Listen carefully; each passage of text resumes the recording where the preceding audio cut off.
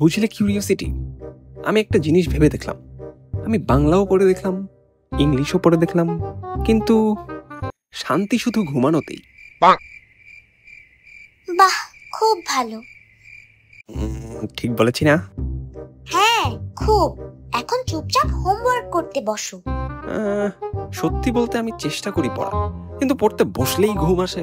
আজকে আমি অনেকক্ষণ পড়বো, অনেকক্ষণ পড়বো।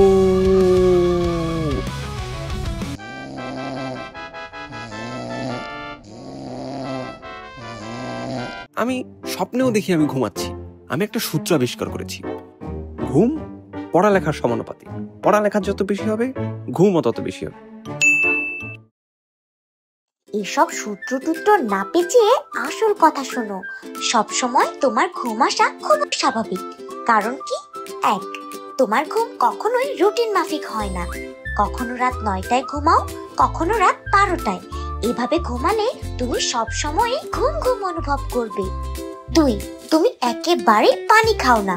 তোমাকে দেখে মনে হয় তুমি একটা জল জ্যান্ত মরুভূমি। পানি না খেলে শরীর ডিহাইড্রেট থাকে, ফলাফল পড়তে বসলেই ঘুম।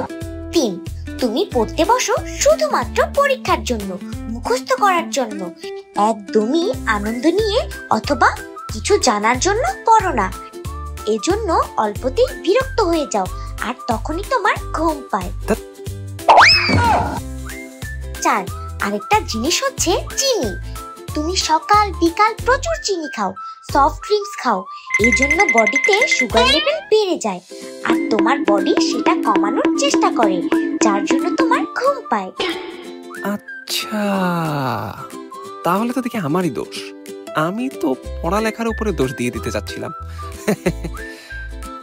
এটাই তো বলছি, পড়ালেখার উপর দোষ না দিয়ে তোমার উচিত একটা রুটিনের মধ্যে থেকে ঘুমানোর অভ্যাস করা, প্রতিদিন পরিমাণ মতো পানি পান করা, আর দয়া করে এই চিনি খাওয়াটা কমাও।